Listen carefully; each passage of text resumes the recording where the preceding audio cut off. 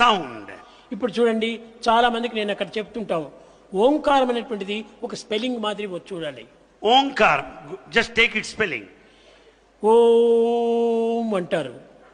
Many say Om. ఇది ఓం అనేటువంటి spelling కాదు, It's not spelling that ఇది way. ఒక పదము. It's a word. ఈ పదమైనప్పుడు దీనికి స్పెల్లింగ్ ఏమిటి? Then what is its spelling?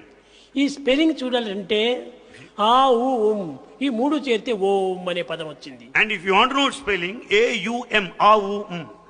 ఆ ఊ ఉమ్. A-U-M. ఈ పదం చెప్పాలంటే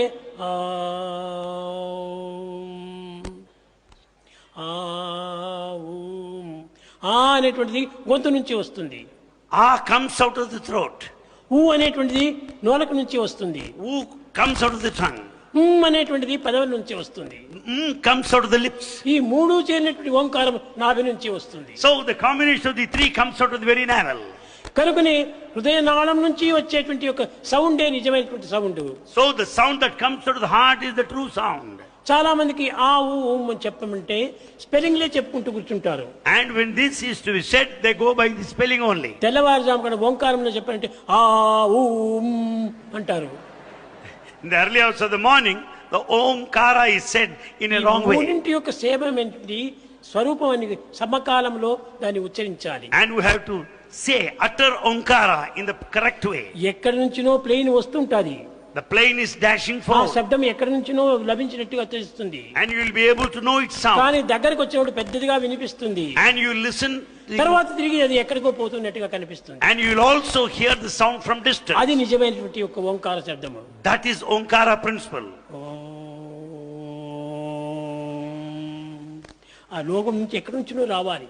And it should come from ఆ within. నాభి నుంచి రావాలి. It should come out of the navel. కంఠం నుంచి వచ్చినప్పుడు అది శబ్దం ఎక్కువ వినిపిస్తుంది. And when once it comes out of the throat, కానీ you will తిరిగి అది hear high వెళ్ళిపోయే sound. సమయం లోపల తగ్గిపోతూ వస్తుంది. And then at the final stage, it declines.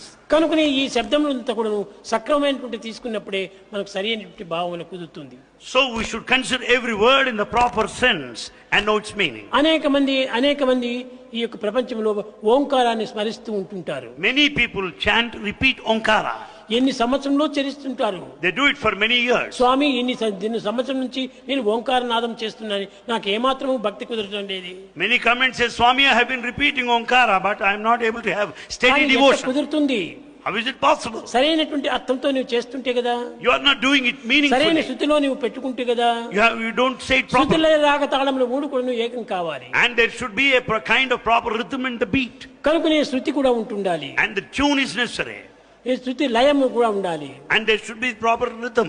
ఈ కాలము కూడా ఉంటుండాలి. And the time. కనుక మూడింటి యొక్క ఏకత్వాన్ని మనం చక్కగా గుర్తించుకొని ప్రవర్తించాలి. So the beat and the rhythm and the time, all these factors have got to be taken into ఉపనిషత్తులు consideration. అనేటువంటిది ఎంతనో కఠినమైనట్టుగా ఉన్నట్టుగా కనిపిస్తాయి. We find that we think the Upanishads are very tough. కానీ దాని అర్థం కింద తెలుసుకుంటే అంతకంటే సులభమైనటువంటి మరొకటి లేదు. But if you know its meaning, there's nothing that could be simpler than that.